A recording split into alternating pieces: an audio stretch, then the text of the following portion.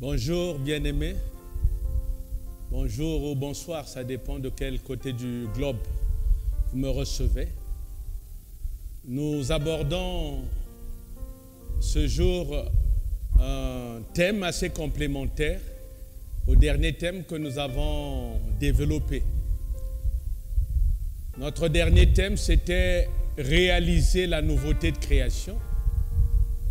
Et le thème de ce jour est « Qui t'a appris ?» Qui t'a appris? C'est une question, une interrogation. Qui t'a appris? Vous vous souvenez que quand le Seigneur, Dieu crée l'homme, après qu'il lui ait défendu les mis dans le jardin, lui ait défendu de manger de l'arbre, du fruit de l'arbre qui était au milieu du jardin, et notamment celui de la connaissance du bien et du mal.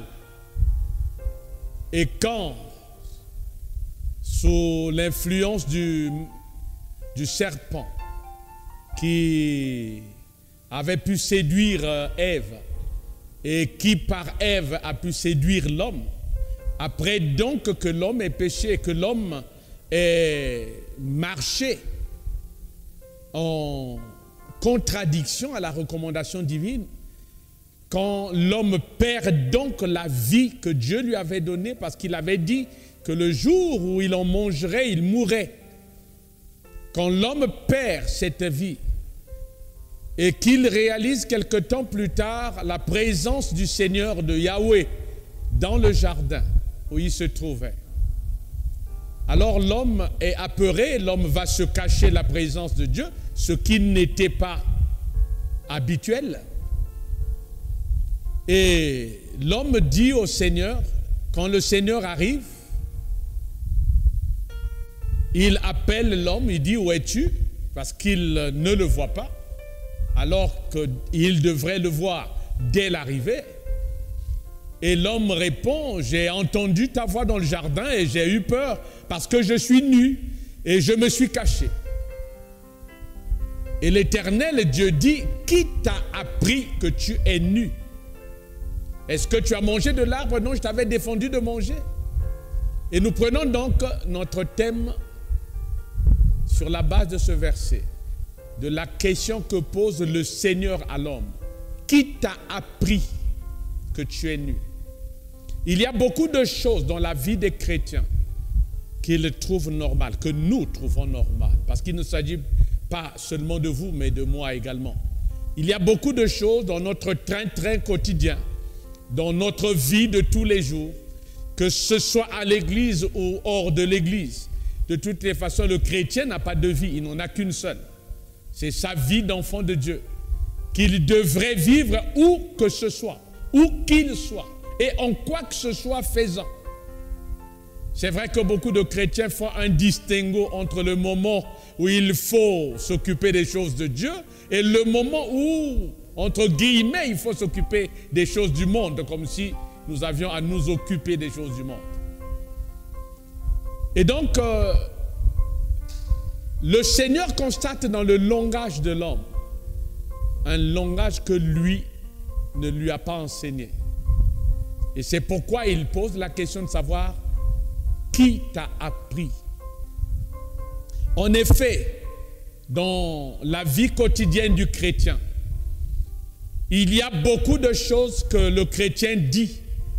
Il y a beaucoup de choses auxquelles le chrétien croit. Il y a beaucoup de choses que le chrétien pratique. On devrait se poser la question de savoir qui nous a appris à le croire. Si nous craignons une chose, qui nous a appris à le craindre? À craindre cette chose. Si nous pratiquons une chose, qui nous a appris à la pratiquer? Parce que la vie chrétienne n'est pas du méli-mélo, n'est pas une vie où l'on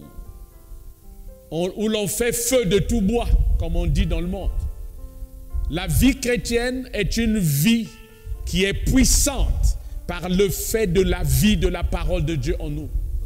Si nous vivons selon la parole, si dans nos pratiques, dans nos paroles, nos croyances, dans les actes que nous posons, nous exprimons ce que la parole de Dieu dit, ce que Dieu nous a enseigné, alors à ce moment-là, nous aurons une vie digne de Dieu.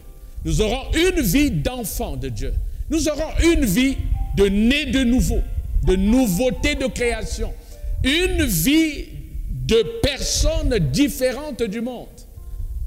Une vie qui fera de notre vie une vie à part vis-à-vis du monde. Et l'on reconnaîtra facilement qui sont les enfants de Dieu et ceux qui ne le sont pas. Il y a beaucoup de choses qui se disent dans le milieu chrétien ou se disent par les chrétiens. Et quelquefois, on devrait se poser la question, de qui cette personne parle-t-elle? Quand une personne se présente pour un mal devant un pasteur et qu'il puisse dire, bon, c'est une maladie qui est dans ma famille, on devrait lui poser la question, de qui parle-t-il? Est-ce qu'il parle de lui en tant que vieille nature? Ou bien est-ce qu'il parle de lui en tant que chrétien, en tant qu'enfant de Dieu, en tant que né de Dieu? Bien-aimés dans le Seigneur, le monde nous apporte une infinie variété de nombreux registres de connaissances. Mais une seule connaissance nous permet la vie. Une seule connaissance nous maintient la vie. Une seule connaissance nous donne une vie digne d'enfant de Dieu dans ce monde. C'est la connaissance de la parole de Dieu. La connaissance qui nous vient du Père. Bien-aimés dans le Seigneur, j'ai reçu un jour une femme chrétienne, mariée à un mari chrétien, tous les deux des bons enfants de Dieu, des personnes honorables, dignes d'être appelées enfants de Dieu. Et puis finalement, un jour, une réalité est survenue dans leur foyer. Une réalité tellement dure qu'une personne d'entre les conjoints a décidé du divorce. Et j'ai reçu la femme en pleurs, désemparée, dans tous ses états, en train de me dire, pasteur, mon mari est mal conseillé, on veut me prendre mon mari, il y a de la complicité, il y a des gens qui se sont ligués contre moi, ce n'est pas possible, je vais perdre mon mari. Je lui ai dit, ma soeur, mais qui vous a appris ce genre de choses? Pourquoi pouvez-vous avoir peur comme le monde a peur? Si les gens du monde vivent de divorce et peuvent se voir, les femmes du monde peuvent se voir ravir leur mari, peut-être par des femmes plus belles, peut-être par des femmes plus intelligentes, peut-être par des femmes plus rusées, il n'y a que Dieu qui sait.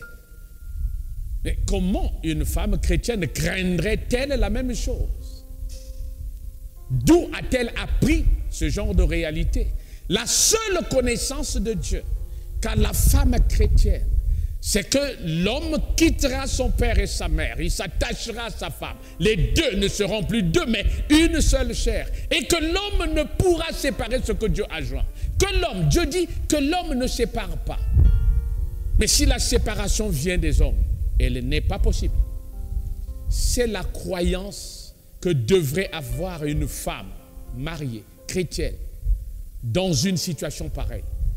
J'ai rappelé ce jour-là à ma soeur la réalité de l'évangile qui dit que l'homme ne peut séparer ce que Dieu a joint. Et qu'elle n'avait pas à craindre comme craignent les femmes du monde. Et qu'en craignant, c'est elle qui donnait la possibilité au monde de détourner, aux voleurs de voler son foyer, de voler son mari, de voler son compagnon. Mais que si elle devait être forte quant à son foyer, si elle devait permettre la victoire de Dieu dans son foyer, elle devait remettre en place la parole de Dieu dans la relation qui la lie avec son époux. À savoir, croire que l'homme ne peut séparer ce que Dieu a joint. Parce que l'homme n'est pas plus grand que Dieu. L'homme ne peut pas aller au-delà de ce que Dieu permet. À moins que nous ne permettions, nous, à cette personne d'agir. Et donc, à ce genre de femme, j'aurais pu dire, aujourd'hui, qui t'a appris, il y a beaucoup de choses, beaucoup de réalités. Il y a dans la vie quotidienne des peurs qui nous étreignent, des peurs qui nous mettent dans tous nos états, mais qui n'ont aucune base biblique. Je parle de la Bible en tant que recueil de paroles de Dieu, en tant que livre qui contient les paroles de notre Dieu. Et quand Dieu n'a rien dit au sujet d'une question, c'est qu'il n'y a personne qui puisse dire quoi que ce soit à ce sujet. Et quand Dieu a dit une chose, c'est que nul ne peut faire une chose différente. Et la voir se manifester dans nos vies à nous qui sommes enfants de Dieu, qui ne croyons qu'en la parole de Dieu. Il est donc important que face à toutes les connaissances que nous collectons, soit par le fait d'être allé à l'école, à l'université, d'avoir étudié dans tel ou tel autre institut, d'avoir été élevé par des parents qui avaient une connaissance dans certains domaines et qui me l'ont inculqué. Et la connaissance qu'on reçoit de part et d'autre, il est toujours important de préserver la connaissance de la parole de Dieu, de ne la laisser être influencée par quoi que ce soit dans nos vies.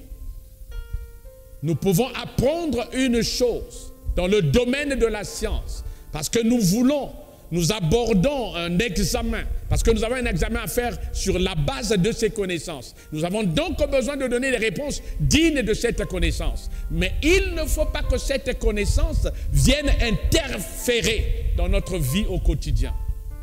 Le chrétien ne devrait vivre que de ce que dit la parole de Dieu. Matthieu chapitre 4, verset 4, le Seigneur dit « L'homme ne vivra pas seulement de pain, mais de toute parole qui sort de la bouche de Dieu. » Et bien-aimés dans le Seigneur, la qualité de la croyance que nous avons, la qualité de notre croyance, de notre vécu, des actes posés, de ce que nous faisons au quotidien, est conforme à la qualité de connaissance que nous avons de Dieu. Or, la parole de Dieu dit que ces choses ont été écrites afin que nous sachions que Jésus est le Fils de Dieu et que nous croyons en lui par ce fait et qu'en croyant en lui, nous ayons la vie en son nom. La parole de Dieu, par la conjugaison de l'Esprit de Dieu, produit en nous sa vie. Et cette vie n'est maintenue en nous que par le fait de la parole de Dieu. Il est donc important, bien-aimés, d'avoir une vie qui se conforme à la parole. Une vie où l'on veille à ce que la parole de Dieu soit accomplie. Une vie quand nous voulons poser un acte, quand nous voulons dire quelque chose, quand nous croyons dur comme fer à une réalité, nous devons nous soucier de ce que ce soit la parole de Dieu.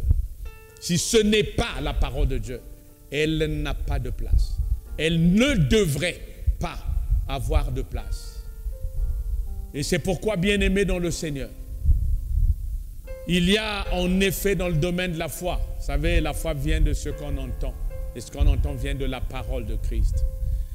Il y a le fait également que nous pouvons développer notre foi par le fait des paroles, et en les confessant. Proverbe 18, verset 20 dit, « L'homme est rassasié par les paroles de sa bouche, il se nourrit du fruit de ses lèvres. » Si nous pouvons prendre les paroles de Dieu dans les différents domaines de nos vies où des paroles sont dites et que la réalité de notre vie ne ressemble pas à ce que Dieu dit, nous pouvons travailler à faire de manière à ce que la parole de Dieu vive dans notre vie, dans un domaine particulier de notre vie. En quoi faisons? En confessant l'accomplissement de ce que Dieu dit à propos de la réalité de notre vie. Si je portais une maladie, en sachant que j'ai été guéri par les meurtrissures de Jésus-Christ, J'ai besoin simplement de confesser, de croire, de déclarer, je ne suis point malade, je n'ai pas de maladie, j'ai été guéri par les meurtrissures de Jésus-Christ. En répétant, en confessant, en déclarant, en revendiquant l'accomplissement de cette parole. D'ailleurs, le fait de déclarer la parole de Dieu produit la foi, vient susciter ma foi. Parce que quand je déclare la parole de Dieu, étant donné que la parole de Dieu, la foi vient de ce qu'on entend, la parole de Dieu, alors le fait de déclarer va permettre à ce que j'entende la parole de Dieu, et le fait d'entendre cette parole que je déclare produira la foi. Et la foi permettra la manifestation de ce que la parole de Dieu dit et que j'étais en train de déclarer au sujet d'un domaine particulier de mon existence. Il y a dans la parole de Dieu autant de promesses, mais que nous n'avons pas encore véritablement vécues. Mais nous pouvons faire vivre ces paroles. Nous pouvons faire vivre les différentes promesses de Dieu dans nos vies en les déclarant comme accomplies, en nous rassasiant de ce que la parole de Dieu dit. Et nous apporterons ainsi des corrections dans nos vies et nous construirons une vie conforme à la parole. Une vie influencée par la parole. Une vie où dans ce que nous disons, dans ce que nous faisons, dans ce à quoi nous croyons, nous n'avons que la parole. Nous ne croyons que la parole. Nous ne faisons que ce que dit la parole. Et nos pratiques sont conformes à ce que Dieu dit. Bien-aimés dans le Seigneur, c'est une chose possible. Le Seigneur n'a pas donné sa vie en vain. Il nous a fait ses enfants pour que nous vivions une vie différente des hommes de ce monde. Rappelons-nous que nous sommes dans ce monde sans être de ce monde. Nous sommes des enfants de Dieu. Et dans chaque jour de nos vies, efforçons-nous, veillons à ce que nous faisons et à ce à quoi nous croyons ou nous disons soit conforme à la parole. Sinon, on pourrait nous poser la question de savoir qui t'a appris quand nous parlerons ou nous commencerons à mettre en pratique une chose, un domaine de choses que Dieu ne nous a pas enseigné ou qui n'est pas contenu dans la parole du Seigneur. Que le Seigneur vous bénisse. Et nous lançons par cela comme des défis, des sujets, des incitations à mieux faire. Nous ne faisons pas des enseignements pour aller dans des détails, quoique nous aurions voulu de détails. Le temps qui nous est imparti ne nous le permet pas. Mais nous parlons des sujets pour susciter une action dans la vie de ceux qui nous écoutent, afin que chacun se remette en question et puisse s'efforcer, s'évertuer à vivre une vie digne de son Seigneur. Que le Seigneur vous bénisse. Je vous dis au revoir, bien-aimés dans le Seigneur. Que la grâce de Dieu vous soit abondante et à bientôt. Que Dieu vous bénisse. Merci.